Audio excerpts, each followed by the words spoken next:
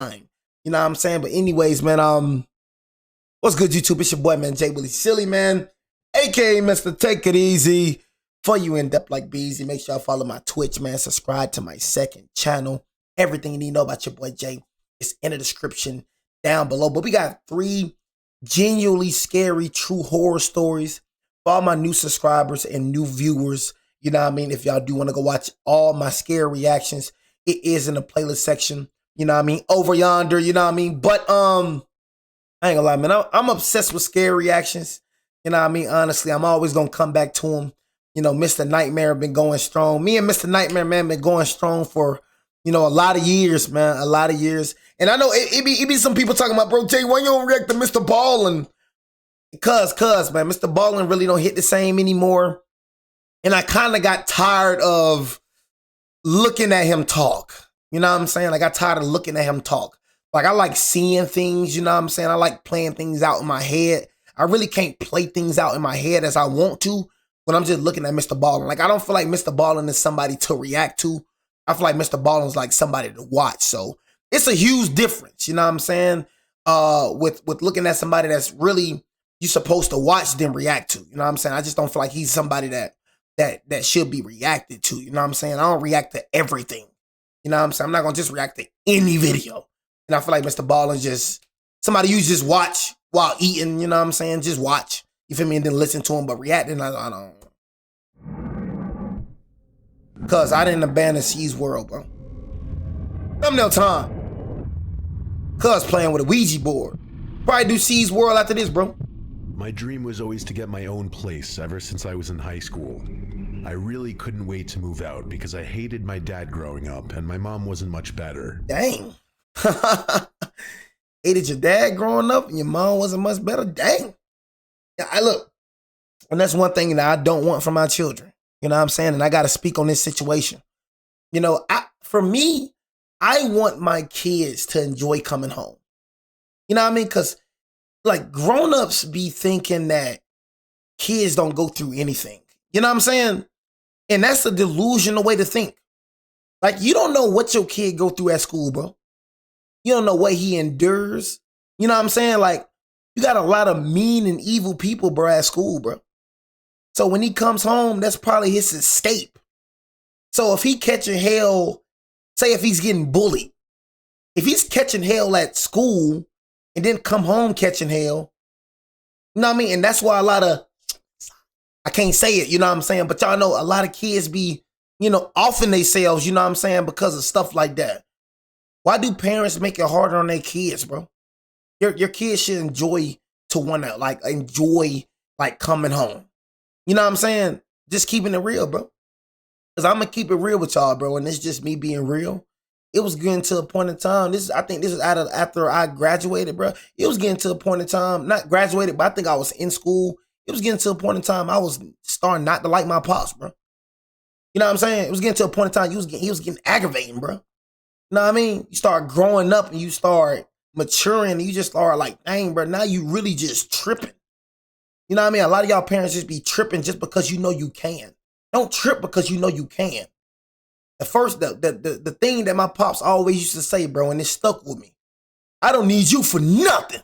How many times y'all hear that from parents? I don't need you for nothing.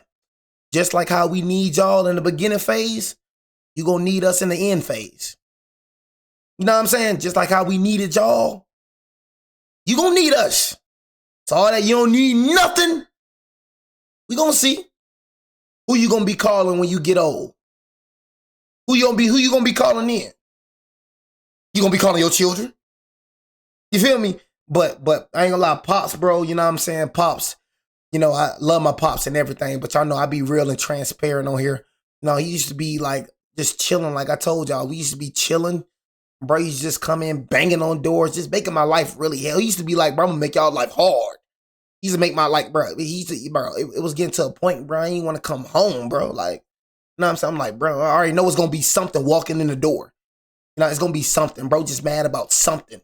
You know what I'm saying? Stop taking what you going through at life out on your children. You know what I'm saying? Like, cause your children gonna start to freaking hate you, bro. You know what I mean? I was growing a real dislike and it was kind of making me mad. Cause I'm like, dang, I actually enjoyed my pops. You know what I'm saying? But feel like a lot of y'all parents, bro, be going through life situations and try to put that on your kids, but your kids gonna grow up and start hating you, bro, and start disliking you. And then once your kids move out, you ain't gonna hear from them again.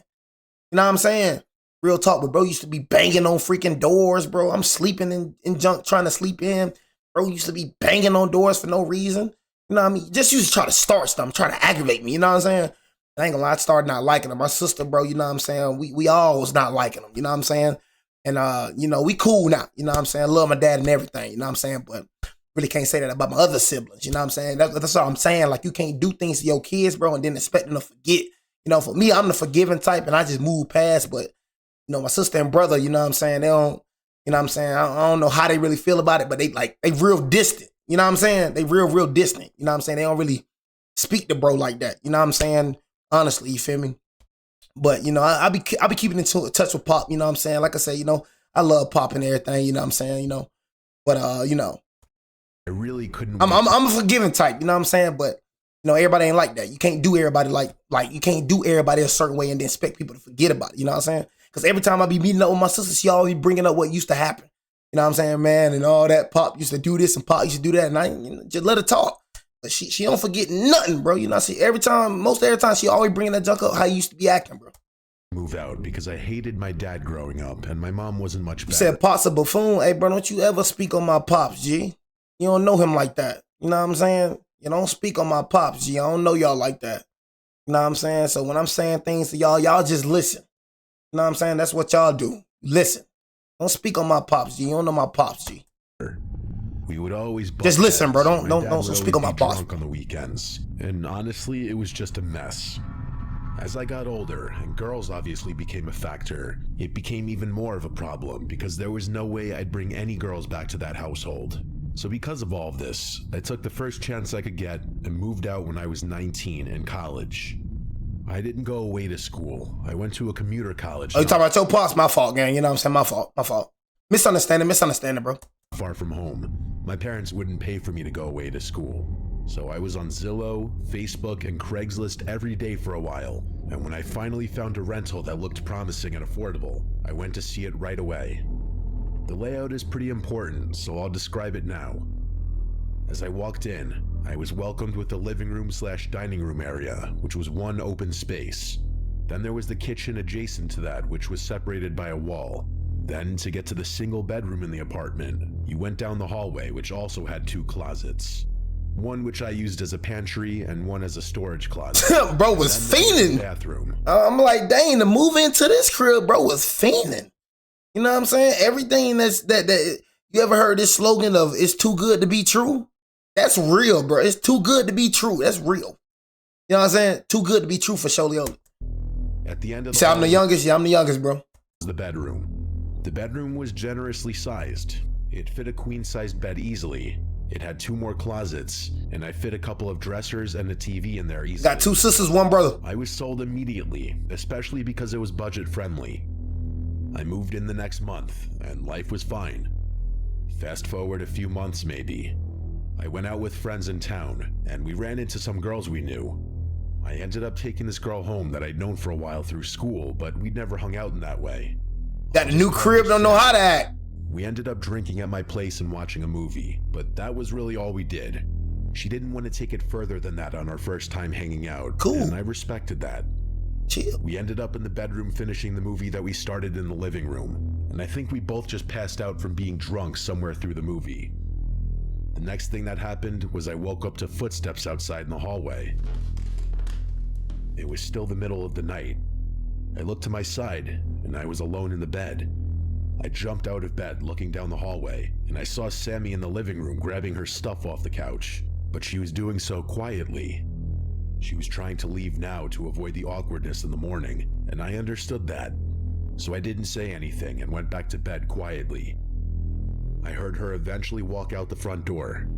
For good measure, I called out, "Sammy?" to no response, and that confirmed she was gone. I got comfortable in bed relatively quickly and drifted back off to sleep. It was probably another hour that passed when I woke to something loud. I immediately shot up in my bed and my heart started pounding relatively quickly. I called out, "Sammy?" again. There was no response. I was honestly kind of scared to get up and check, so I picked up my phone and texted Sammy's number asking if she was still in my house.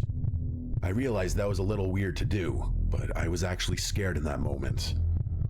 I looked at the door, which was still open because I was too lazy to get up and shut it after Sammy left.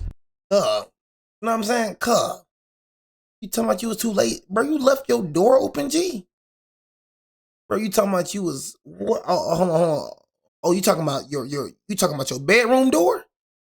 You know what I'm saying? That's still crazy, but bro, I thought you was talking about your front door. I was finna say, bro, you know what I'm saying? But, you know what I mean? Your bedroom door, you know what I'm saying? Hey, man, that right there is still crazy, too. Sleeping with an open door? I don't know how you do that, bro. I'm gonna just keep it a busy. You know what I mean? But sleeping with open doors, that's insane. I was definitely still a little drunk from the shots we were taking in the living room, but I felt like I saw something wrapped around the door frame. My breathing only intensified.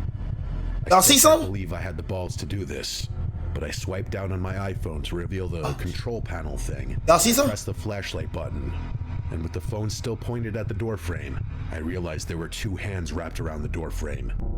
Holy crap. But as if responding immediately to being revealed, whoever's hands they were tightened and then pulled back out of sight. And the scream I was holding in for those 3 seconds finally came out. Mixed with simply screams of dread, I also screamed, get out, over and over. By the time I finally got up, I looked down the hallway, and it looked empty. I flipped on the light immediately. After a few minutes of calming my breathing and just trying to listen for sounds, I built up the courage to check the hallway closets and bathroom, and they were clear. I then moved to the main living area, and trust me, there weren't any places to hide in there. I held my phone as if it were a gun as I crept to the nearest light switch and turned it on. I felt instantly better when the living space was lit up, but there was still the kitchen. I crept to the opening that led to the kitchen and flicked that light on as well, finally lighting up the entire apartment. There was no one here. I looked behind the couch, I looked under the tables, I even checked the floor-level kitchen cabinets. When I realized it was clear, I ran to the front door to lock it.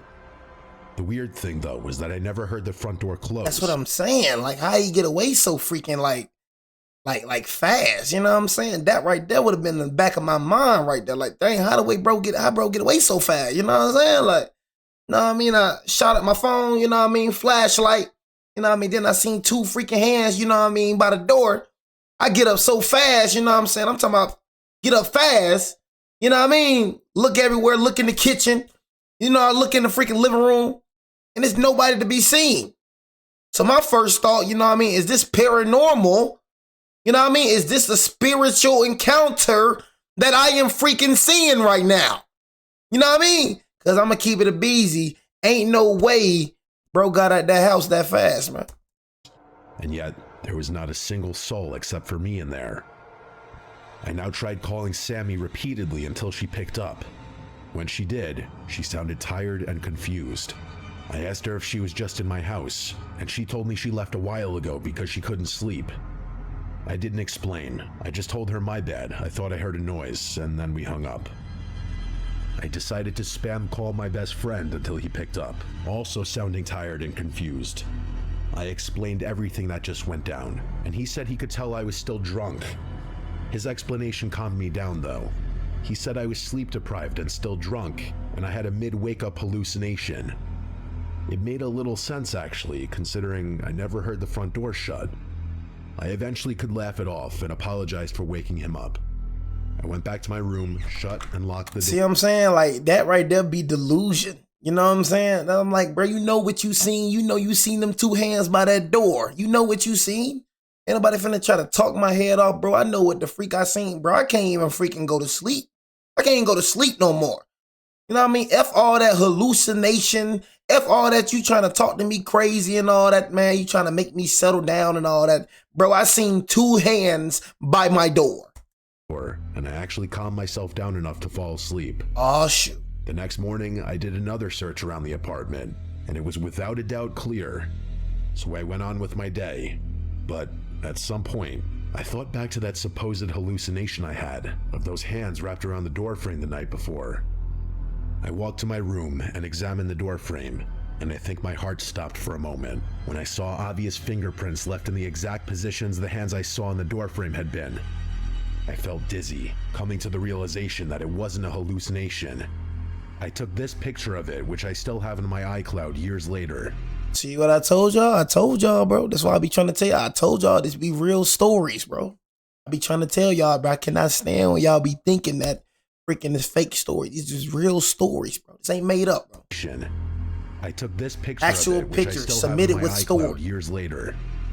I resorted to calling my dad for advice, and he more or less called me a buffoon for not locking the door, but as long as nothing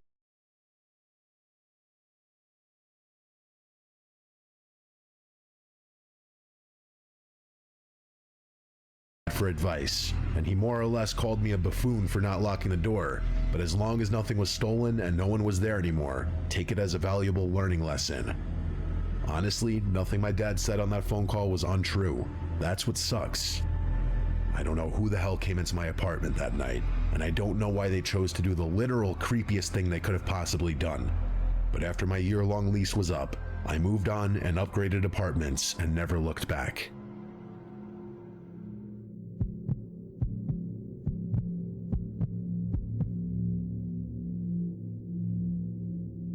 My parents' house never really felt like a parent's house. Not in the normal way, at least.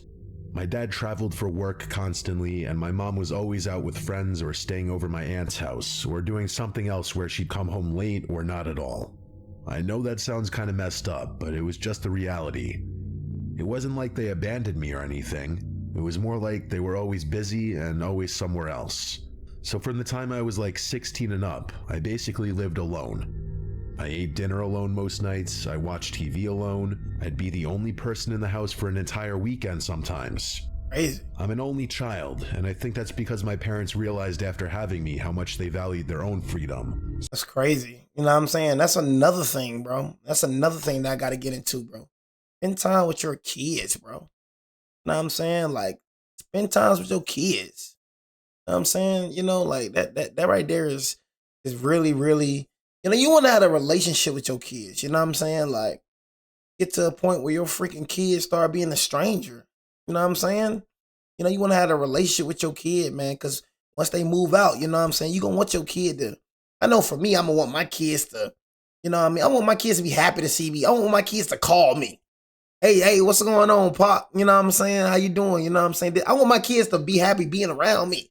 Now, discipline is going to get, you know what I'm saying, going to get, you feel me, introduced. But when it comes to discipline, it ain't always got to be whoopings. You know what I mean? Taking your things. I learned better because I ain't gonna lie, I feel like whoopings made me worse as a kid. I'm gonna keep it a beezy. You know what I mean? I feel like whoopings made me worse.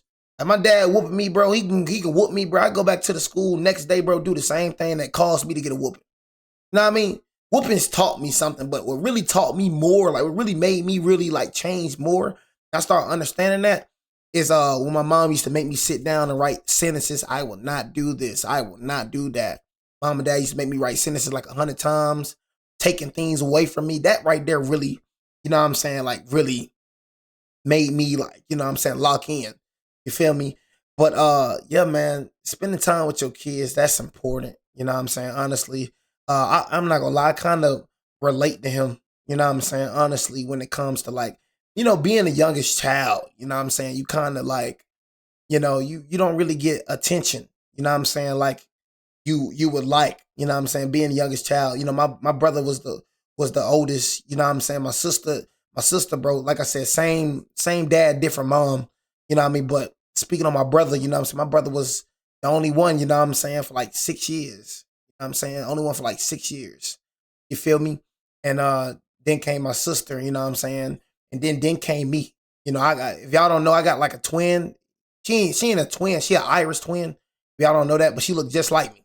You know what I mean? But it was like an Irish twin. So you got identical twins, you got an Irish twin. So she's not like my identical twin sister, but she's my Irish twin. So that means 12 months apart. You know what I'm saying? That we was born from each other. So we right here. You know what I mean? I'm 23, she's 24. You know what I mean? But heck yeah, man, you know, being the youngest, man, I ain't really get attention like that. So I'm not gonna lie, that kind of caused me, bro. Like honestly, I was a bad kid, but y'all remember what I was saying, bro? What I be saying, like attention. You know what I'm saying? So it's like, yeah, I was bad, bro, but it kind of felt good getting that attention. You know what I'm saying? Like, it kind of felt good getting that attention as a kid. It's like, dang, at least they, you know what I mean, are showing me some attention. You know what I mean? I used to do things on purpose just to get attention. That's how I'm saying I knew how it was. You know what I mean? As a kid, I know how that felt, bro. No, that's why I say these kids be doing things for attention, bro. You know what I mean? Even though I was getting in trouble, the attention felt good. You know what I'm saying? It felt good. I was getting some attention. You know what I mean? But yeah, being the youngest, bro, you feel me? Pops wasn't coming in the room playing the game with me. I wasn't getting no, freaking one-on-one time really with Pops. You know, if I was my parents, it was with my brothers and sisters, you know what I'm saying? But just that one-on-one time, I never got really with my Pops. Other than watching, like, you know what I'm saying, like football games or taking me to football practice. But I'm talking about like one-on-one time with my mom. My mom always used to be working. You know what I'm saying? Like, I used to see my mom at nighttime. Mama always used to be working, bro. Mom was busy. You know what I'm saying? So see her like nighttime. So, you know, I just know it's very important. I don't want my kids to, you know, be like how I was, bro. You know what I'm saying? It's important to spend one-on-one time with your kids. Whether that's going on a, you know, date, you know what I'm saying, with your freaking daughter, take your son out, you feel me? One-on-one time, that is important. One-on-one time, you know? So in that regard, sometimes you don't, you know, take time away from, take your daughter out by herself. You know, have a set date. You know, they look forward to that. You know what I mean? Take your daughter out by herself, then take your son out. You know, don't always take everybody out. See, it was always, we was always together. I never really had like one-on-one time with my pops, really. I did suffer, which is something I feel more now as an adult. When I was younger, I used to love it because it felt like freedom having such a big place to myself. I could do whatever I wanted without my parents breathing down my neck, and I didn't have to share it with siblings. I could bring friends over and play games late. I could talk to girls on the phone without being embarrassed. It felt like having my own home without paying for it. And even when I turned 19 and started going to a nearby college, nothing changed. If anything, it got even more like that.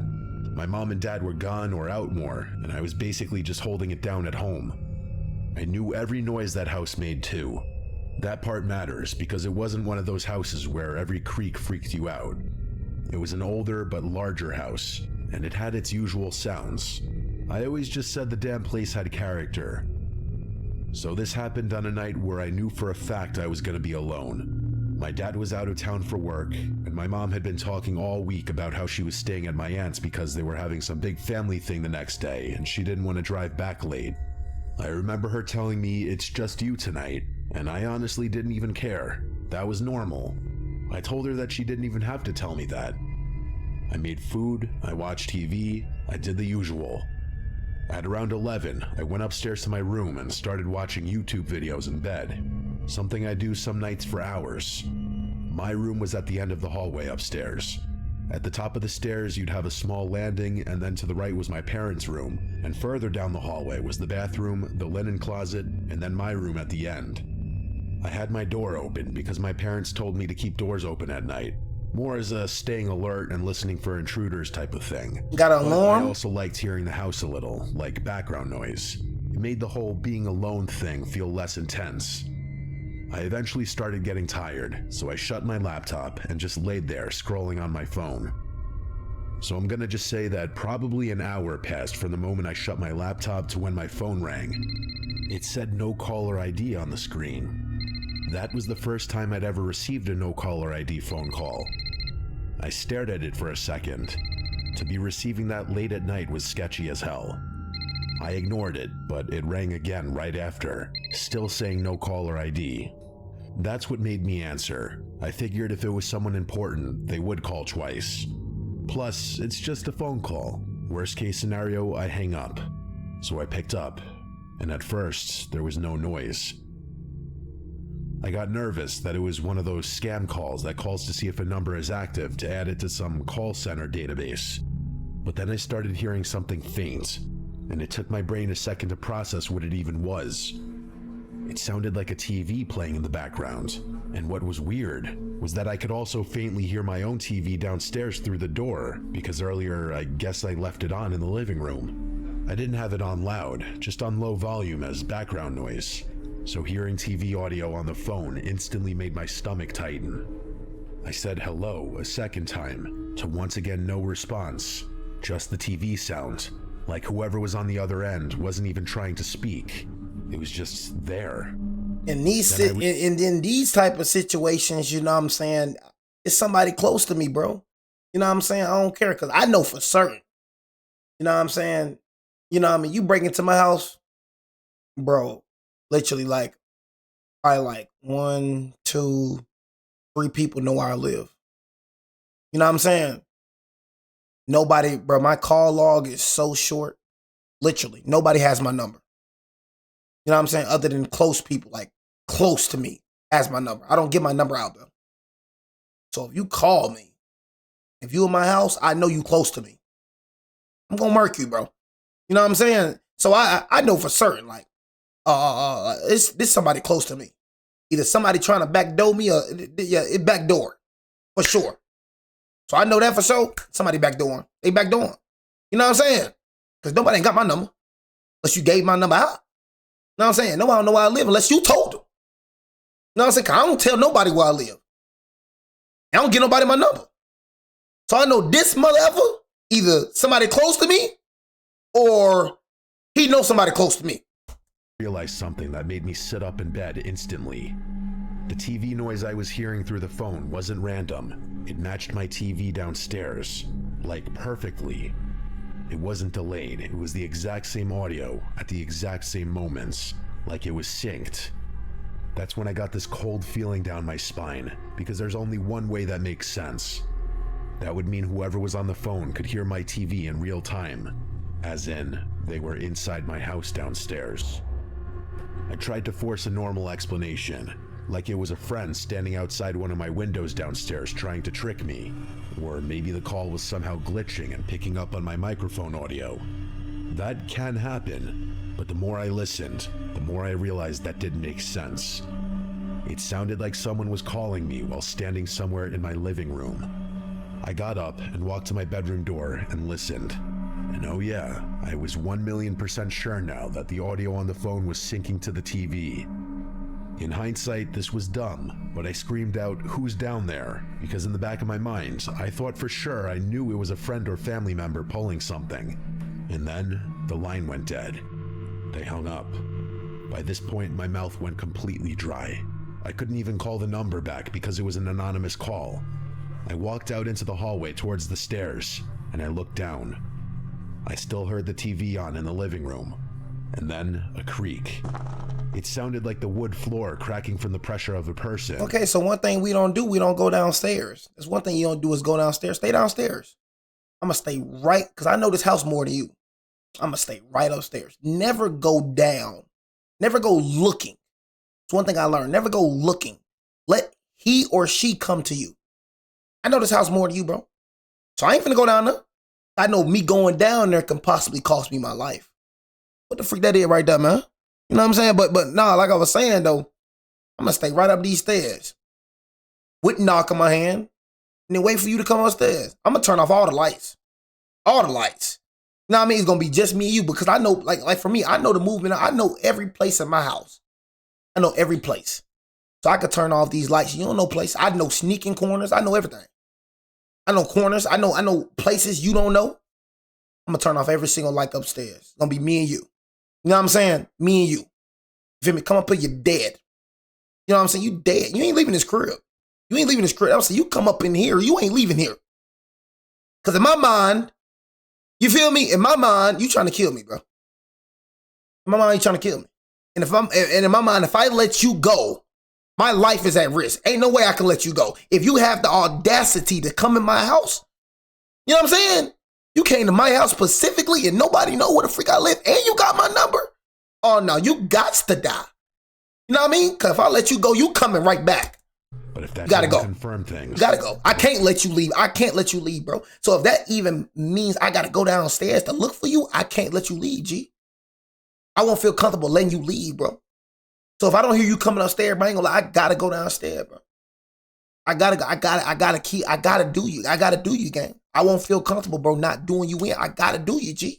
When I heard someone clearing their throat downstairs, see what I'm saying? Everything instantly became 10 times more real. Get busy, man. Of a person, but if that didn't confirm get busy. Things, the moment I heard someone clearing their throat downstairs, that's when everything instantly became 10 times more real. I could no longer lean on the glitching phone theory, even though deep down I already knew that was BS anyway. I went to my room and quietly closed and locked the door. What? What if my dad was testing me, seeing how I'd react in a home intrusion situation? Or maybe my Uncle T. So I called my dad, but he didn't pick up. He may have already been asleep. It was like 11:30. So I called again and again. Why are you closing the door? I tried my luck with Uncle T, and he picked up on the second ring. I could tell he was in bed. He asked why I was calling, and I prefaced the phone call telling him this might sound crazy, and then dropped the bomb and asked if he was downstairs. I remember vividly his exact response and tone as he said, "Steve, what the hell are you talking about?" When I elaborated, he told me that's definitely something his brother would do. His brother, aka my dad. While we were on the phone, my phone started vibrating. I looked at the screen, and it was the no caller ID on the screen again. I begged my Uncle T to stay on the line real quick. I was putting him on hold as I picked up. He said okay, so I picked up the other call. As I said hello, there was the same silence. This time, I didn't hear the TV sounds on the other end. What did that mean? It seemed they had the phone on speaker because I could hear their footsteps. They were moving, and the footsteps were matching the footsteps I suddenly started hearing outside of my bedroom. I prayed with all my heart this was my dad messing with me. Then, my doorknob jiggled, and whoever was on the other side tried pushing the door. Thank God it was an old, heavy door with an old, heavy lock. The sound still synced with what I was hearing on the phone. Whoever was on the other side of the door knocked. I had the sudden thought to merge the two calls. He gotta die. And I did. I yelled into the phone for my Uncle T, saying it's not my dad, get here now. I also yelled that whoever was in the house was also on the phone with us. My uncle seemed to wake up from this, and he started yelling into the phone things like, "I'm coming, you cocksucker." The no caller ID caller hung up the phone, and I heard footsteps move away from the door. This all but confirmed it was in fact not my dad. My uncle told me to stay in the bedroom. He was on his way. Get all that, boy. I'm saying, you gotta die. Bro, I'm not even going. I can't even go into the bedroom locked up. You know what I'm saying? I can't even locked up in the bedroom. See, I got an alarm system. I know you gotta die, G. You know what I'm saying? It's just something about if it's me or you, gang. It's just something about that bravery that kick in. It's something about that, like, it's me or you, gang. I ain't gonna lie, it's either me or you, bro. It's something about that when that click inside me, bro. Even when I be boxing, bro, it's me or you, bro. It's just that freaking different type of warrior spirit. I ain't know I had that type of warrior spirit in me. But when I start thinking like, bro, dang, bro, it's either me or you. Either I'ma die or you gonna die. Oh, bro, best believe you gonna die. You know what I'm saying? Best believe that. I'm gonna keep it real with you. Best believe that, gang. Keep it real with you. It's just some type of warrior spirit. I turned into a freaking genius. I wasn't a little kid, but I wasn't some big brolic man either. I was some skinny 19-year-old. My uncle knew I was in danger. He started heading over to the house. We lived in the same town at the time, but that 7 minutes he took to get to the house was the longest 5 years I'd ever experienced. I heard the familiar voice of my uncle screaming downstairs finally, so I rushed out of the room and downstairs. Having him there made everything feel better. Just let bro leave. We called the cops together while searching around the house for stolen items. The TV in the living room was still on. Before the cops got to the house, we found the kitchen window to be fully open enough for someone to crawl through. That info was of course relayed to the police, who, when they got there, did what I imagined to be a standard police search of the premises, asking us to lead them around the house, but from behind them. We cleared the whole house, and whoever was in there initially was no longer there. After the cops were done, they asked to see the no-caller ID calls in my recent calls. I showed them, and one of the officers told us that even though it says no caller ID, sometimes they can still request records and trace it from where it came. They said it could take a few days, but they'd get back to us. My uncle stayed over that night, which made me feel safer. We kept every light on like little kids. A few days later, one of the officers called me back surprisingly. The number was traced back to someone I actually knew.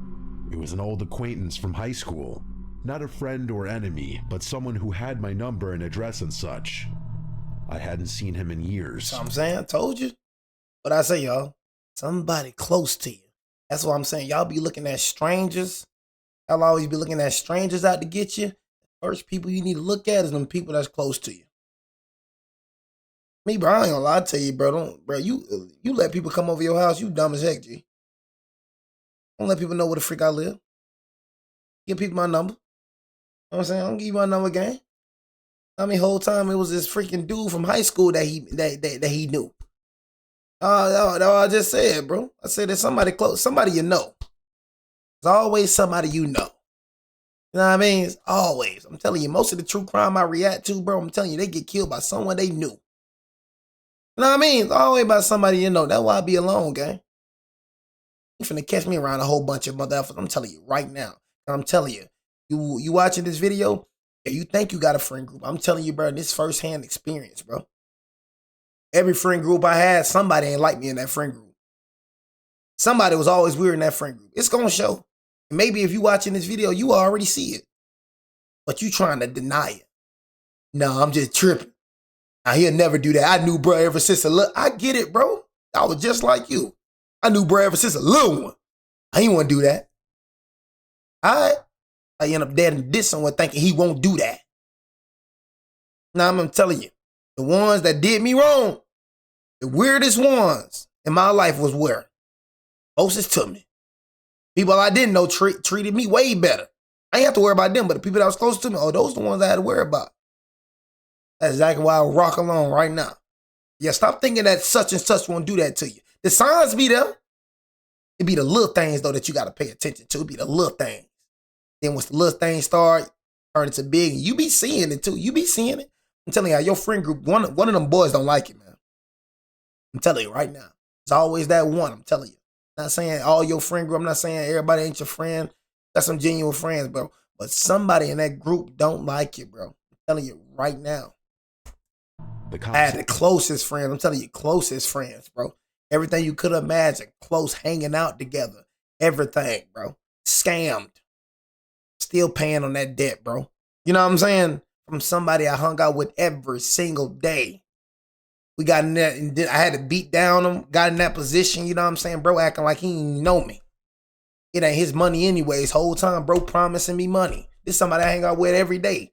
We got in the situation, bro. Bro acting like he didn't even know me. You know what I'm saying? I was like, dang, bro, who the freak this is? Whole different person. Asked if I wanted to come with them while they questioned him.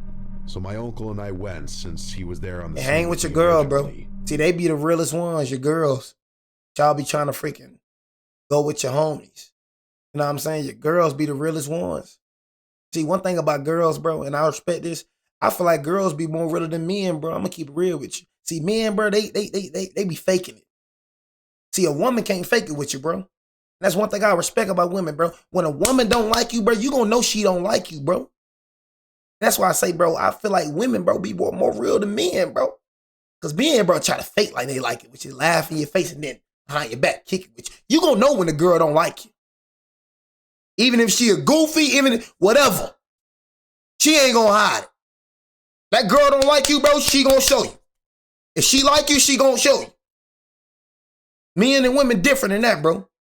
But when it comes to a man, bro, you gotta watch that mother effer. You know what I'm saying? That mother effer right there, he be faking it with you, smiling in your face and talking behind your back. They cool at faking. These men be cool at faking, but a girl, but she ain't gonna fake it with you, bro. I'll tell you that right now. You feel me? Girl gonna keep it real with you. Girl gonna keep it a buck with you. That's what I like about them. Even if they do some goofy stuff, even if what she do goofy, even what she do foul. One thing I will respect about that mother effer, at least that mother effer kept it real. You know what I'm saying? At least he kept it real though. You a goofy. You know what I'm saying? Yeah, you a goofy for sure. You know what I'm saying? You a goofy for sure, but kept it real though. I respect real. The guy's dad answered the door and saw the police. Keep it real. He instantly called his son down without question. You get respect, bro, from me. I could see it in his son's face that he was nervous.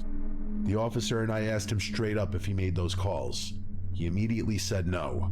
Then he said his phone had been stolen a few days ago. What? He claimed he lost it at a party and never got it back. The cop asked why he didn't report it stolen. He just shrugged it off and said he was going to get a new one anyway. Right. The cop told him they'd follow up if needed, and that was basically it. His dad just stood there the whole time watching, but he weirdly didn't say anything. There was no big gotcha moment or arrest or anything. That night, I couldn't stop thinking about it. The nervous look on his face when he came to the door. Was it a look of guilt, or a natural look anyone would have when being greeted with police on your front doorstep? If it really was a stolen phone, that means someone stole his phone specifically to call me and break into my parents' house. You know what I'm saying, right? And that's without a doubt scarier than if it was him. Call you, then come to your house. My face, no, it's that mother effer. And look up, no, it's you, mother effer. It was a weekend like so many before. The usual. How long I been streaming, chat? Meet up at Cody's house to pregame and go out. This was post-college. We were all 23 to 24 at the time. Cody's house was often the spot to pre- and post-game simply because he had a cool basement where his parents couldn't hear us, but also because his parents were chill. That boy got ping pong, pool, got the whole nine. It was just the four of us going out to some local bars tonight. Seizure Cody, boy. Randy, Jake, and I. When all four of us were there, we decided on who was calling the Uber, and once we did, we were out of there. Fast forward a few hours at a bunch of dive bars and... I ain't gonna lie, bro, I used to be insane with ping pong. I probably lost some skills, but bro, ping pong, bro, I used to be insane. Used to go to the Boys and Girls Club. Used to be insane, bro, at ping pong. I don't even like bringing up the Boys and Girls Club. I'm in a job like yesterday. Y'all know I was portrayed as a bully. You know what I'm saying? I don't even like bringing that junk up, though. I don't even like bringing up the Boys and Girls Club, bro. You know what I mean? I got portrayed as a bully. You know what I mean? Everybody was looking at me like I was a bad guy. I remember that day when I said I bullied a white, they say I bullied a white guy named Garrett. Oh my God. I ain't gonna lie, that day still pissed me off. You know what I'm saying? Talking about I bullied Garrett. Oh, junk was hilarious. You know what I'm saying? I was looking at all these mother effers like, bro, you mother effers weird, man. You know what I mean? When I mean I felt misunderstood that day, bro, I was so misunderstood. I was just playing around. They talking about I bullied them. You know what I mean? The whole time, the only reason you even brung this up, you know what I mean? Because my partner Gavin beat his head in. Now, Gavin and Garrett really got in a fight. But me playing around, I was slapping freaking Garrett face. Bro, I used to always play with Garrett, bro. I was just playing around, bro. Just being a little kid, bro, just playing around. Nobody in the Boys and Girls Club, nobody noticed it. That's how goofy it was. Nobody noticed it, bro. I wasn't beat down Garrett. Nobody noticed it. Freaking Gavin and freaking Garrett got into it because Garrett used to play a lot, bro. So Garrett twists Gavin's arm. And shoot, I'm waiting for fool's ball. Garrett twists Gavin on. He used to play a lot. Then Gavin was like, what the freak? And then Gavin just started beating down, bro. You know what I mean? Now I'm like, dang, Gavin gone. Gavin finna get belt. I already knew Miss Kashia ain't play. You know what I'm saying? So I'm chilling. I'm like, dang, Gavin gone. Waiting for my time at fool's ball. Bro, I get called up to Mr. Justin's spot. What the freak? I'm like, all right. Basically probably trying to question me or something, you know what I'm saying, about what went down. Brought me into the conversation. What the freak, bro? What is this that you're doing? Bro, I got brought up into something I ain't had nothing to do with. Bro, I got more freaking heat than Gavin. What the freak? Everybody started talking about, I'm like, bro, I ain't gonna lie, I was heated, bro. I ain't gonna cap. Cause I got a whooping for no reason. I got a whooping for playing around, G. Garrett wasn't even tweaking. That's how crazy it was. He wasn't even tweaking. You know what I'm saying? We used to play around. You know what I'm saying? Then this little fat, little thick man, James Pouncey, I ain't gonna lie.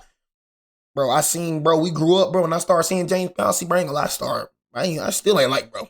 I'm gonna keep it real with you. I still ain't like bro. He didn't know I had a vendetta against him, but bro, I remember your little fat, thick self lying, bro, talking about he was scared and started lying game.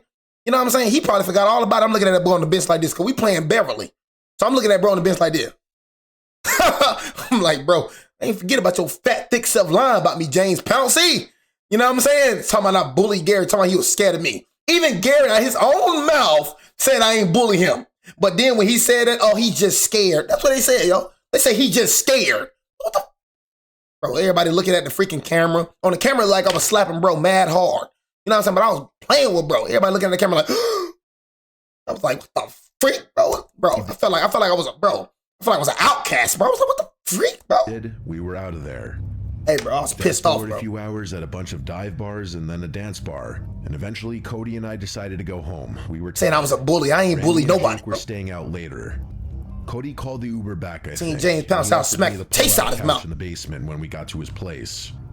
He came downstairs with me to help me set it up, and while down there, we played a game of Madden. Honestly, I've always sucked at Madden, so he destroyed me and I didn't want to play again. I was tired and just wanted to sleep the alcohol off before I made the inevitable hangover even worse. Cody went upstairs and shut the door, and I was left alone in the darkness. The only thing that kept that basement from being complete and total blackness were the lights from the cable box clock under the TV, the actual standby light of the TV itself, and a slight green glow from a Heineken mini fridge on the other side of the basement. Pretty dark in there. That mini fridge would also provide some weirdly relaxing white noise that would help me fall asleep. So things faded to black as I knocked out like a baby. A drunk baby. I woke up and it was still dark. I didn't know what time it was, but I knew it was still late at night, or super early, whatever you want to call 3 or 4 a.m.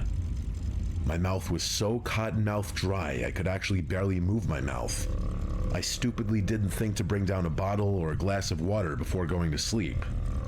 After drinking all that alcohol, it was no wonder I woke up. I just really didn't want to get up though. It's a very familiar and relatable conflicting feeling that anyone who's woken up hungover and thirsty has felt. I tried to ignore it at first. I rolled over to get a look at the Heineken fridge to see if anything was in there, but it was just alcohol. And then, for whatever reason, my eyes darted to the other corner of the room. I felt like my eyes were playing tricks on me at first, but I could swear I was looking at a black mass in the corner of the room. A black mass that I didn't remember seeing there ever before.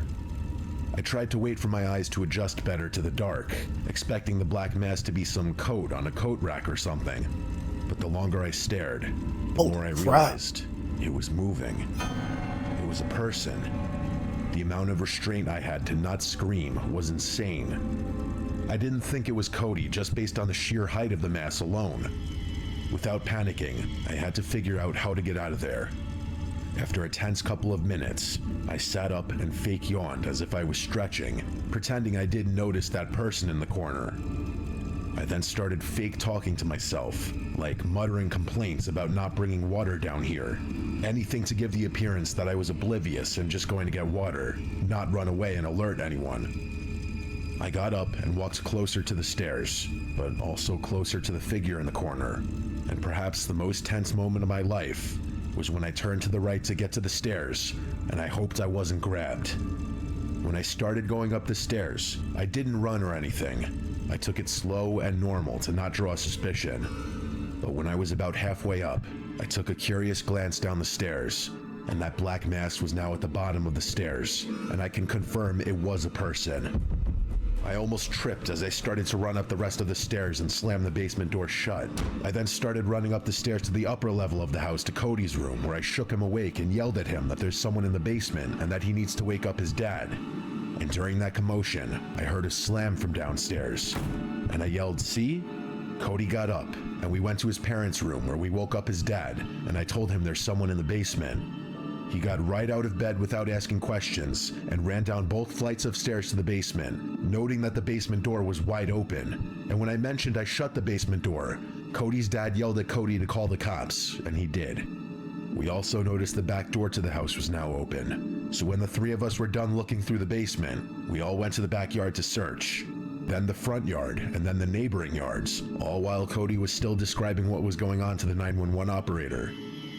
I'd say we were searching for 15 minutes before the police finally arrived, and then they did their full search and formally wrote up a report for the incident. By the end of it, there were some neighbors waking up and coming outside asking if everything was okay. By that point, I was sobered up, terrified, and wanted to go home. So as soon as the cops left, I went inside to talk with them for a bit, then I said goodbye and called an Uber home, refusing Cody's offer to drive me home. I worried for them a bit that night, but I was not sleeping in that basement after that. In fact, I never did again. We'd still have pre-games and stuff there, but the feeling in that basement changed for a while after that night, where I'd always glance at that corner of the basement and just think back to that night. That black mass. That's crazy, man. You know what I'm saying? That's why I gotta say, that's why I always say, y'all, you know what I'm saying, you gotta freaking, you know what I'm saying, you gotta freaking, man, lock your doors, man. You know what I'm saying? You gotta lock your doors. Every night, you know what I'm saying, before I go to sleep, make sure my alarm is set. I mean, y'all ain't gotta know. Y'all know I got knock. I mean, that right there sleeps with me every single day. You know what I'm saying? But make sure my door locked, every single door locked, basements, you know what I'm saying? Everything locked, you know what I'm saying, and secure. So I know nobody be in my crib. Every single day I follow that procedure. You know what I'm saying? But it just seemed like a lot of y'all just be very unaware, man. You know what I'm saying? Very, very